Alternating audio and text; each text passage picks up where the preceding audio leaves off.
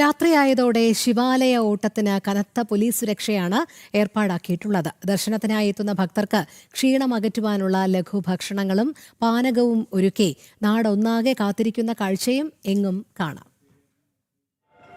ശിവരാത്രി മഹോത്സവത്തോടനുബന്ധിച്ചുള്ള ശിവാലയോട്ടം പുരോഗമിച്ചുകൊണ്ടിരിക്കുകയാണ്. ഭക്തജനങ്ങൾ കൂട്ടമായി എത്തുകയും ആ ശിവാലയത്തിലേക്കുള്ള ആ ഓട്ടത്തിനൊക്കെയുള്ള യാത്രകൾ തയ്യാറായിക്കൊണ്ടിരിക്കുകയാണ്. ഓരോ ക്ഷേത്രങ്ങളിലെയും ദർശനങ്ങൾ പൂർത്തിയാക്കിക്കൊണ്ട് മറ്റൊരു ക്ഷേത്രം ലക്ഷ്യമാക്കിക്കൊണ്ടുള്ള യാത്രകൾ ഇങ്ങനെ നടത്തിക്കൊണ്ടിരിക്കുകയാണ്. ഇന്നും നാളെയുമായി ഈ യാത്രകൾ പൂർത്തിയാകും. അങ്ങനെ തരത്തിലുള്ള യാത്രയാണ് ഇപ്പോൾ നമ്മൾ നിൽക്കുന്നിടത്ത്.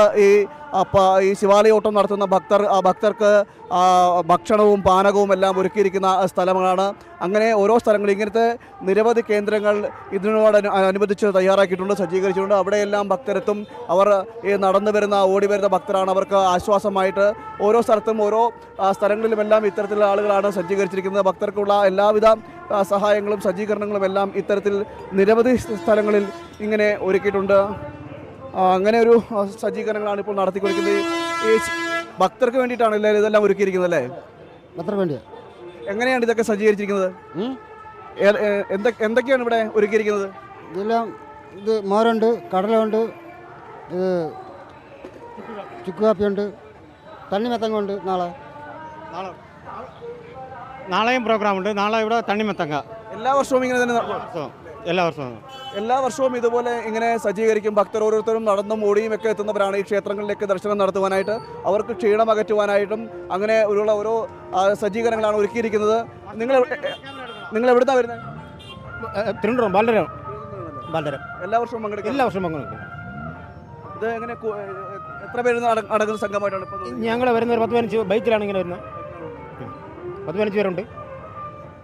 അങ്ങനെ ഓരോ സ്ഥലങ്ങളിൽ ഇങ്ങനെ ബൈക്കിലും മറ്റു വാഹനങ്ങളിലും വരുന്നു. അതോടൊപ്പം തന്നെ നടന്ന് യാത്ര ചെയ്യുന്നവരുണ്ട്, സഞ്ചരിക്കുന്നവരുണ്ട്. അങ്ങനെ ഈ ഒരു യാത്രയും നാളത്തെ ഒരു പകലും കൊണ്ട് ഈ യാത്ര പൂർത്തിയാക്കുക. 12 ശിവക്ഷേത്രങ്ങളിൽ ദർശനം നടത്തിക്കൊണ്ട് ആ ഒരു പുണ്യമായിട്ടുള്ള ഒരു അനുഭൂതി പകരുക എന്നതാണ് ഈ യാത്രയിലൂടെ ലക്ഷ്യം വയ്ക്കുന്നത്. ഇത് കന്യാകുമാരി ജില്ലയിലാണ്. കന്യാകുമാരി ജില്ലയിലെ 3 താലൂക്കുകളിലായി സ്ഥിതി ചെയ്യുന്ന 12 ശിവക്ഷേത്രങ്ങൾ. ആ ശിവക്ഷേത്രങ്ങളിലൂടെ യാത്ര ചെയ്യുകയാണ്, സഞ്ചരിക്കുകയാണ്. അത്തരത്തിൽ തിരുമല ക്ഷേത്രത്തിൽ നിന്നും ആരംഭിക്കുന്ന യാത്ര അങ്ങനെ ഓരോ സ്ഥലങ്ങളിലും സഞ്ചരിച്ചുകൊണ്ട് യാത്ര ചെയ്തുകൊണ്ട് ഓരോ അമ്പലത്തിങ്ങളിൽ എത്തുകയും അവിടെയെല്ലാം തീർത്ഥങ്ങളിൽ സ്നാനം ചെയ്തുകൊണ്ട് പുണ്യസ്നാനം നടത്തിക്കൊണ്ട് ദർശനം നടക്കുക. ശിവക്ഷേത്രത്തിൽ ദർശനം നടക്കുക. 12 ശിവക്ഷേത്രങ്ങളിൽ 12 ശിവക്ഷേത്രങ്ങളിലും 12 ഭാവങ്ങളിലാണ് ഭഗവാനെ പ്രതിഷ്ഠിച്ചിരിക്കുന്നത്. അങ്ങനെ ഈ ശിവരാത്രി ദിനത്തിൽ 12 ഭാവങ്ങളിലുള്ള ഭഗവാന്റെ 12 ഭാവങ്ങളും കണ്ട് പുണ്യം നേടിയാണ് വീടുകളിലേക്കൊക്കെ പോകുന്നത്. വലിയ സാഹസമായ ഒരു യാത്ര തന്നെയാണ്. 70 കിലോമീറ്റർ ചുറ്റളവിലാണ് ഈ 12 ക്ഷേത്രങ്ങളും സ്ഥിതി ചെയ്യുന്നത്. അതുകൊണ്ട് തന്നെ ഓരോ ക്ഷേത്രങ്ങളെയും സഞ്ചരിക്കുന്നതിനെടുക്കുന്ന സമയവും 20 കിലോമീറ്ററിന്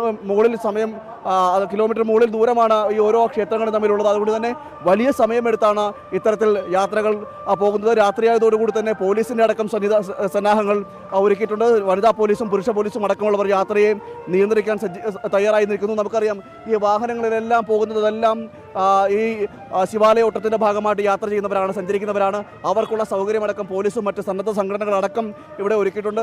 എന്തായാലും ഒരു വലിയ അനുഭൂതിയുടെ നിറവിൽ തന്നെയാണ് കന്യാകുമാരി ജില്ലയിലെ ഈ നാടും നഗരവും അടങ്ങുന്ന എല്ലാ പ്രദേശവും എല്ലാ വർഷവും ശിവരാത്രി ദിനത്തോടനുബന്ധിച്ച് പ്രസിദ്ധമായ ഈ ശിവാലയോട്ടം നടത്താറുണ്ട്. ആ ശിവാലയോട്ടമാണ് ഇവിടെ ഈ ഭക്തർ ഇങ്ങനെ വന്നുകൊണ്ടിരിക്കുന്നത്. നേർച്ചയായും വ്രതം നോറ്റുമെല്ലാം ഇങ്ങനെ ഓരോ ഭക്തരും ഓരോ സ്ഥലങ്ങളിൽ നിന്നുമെല്ലാം എത്തുന്നു.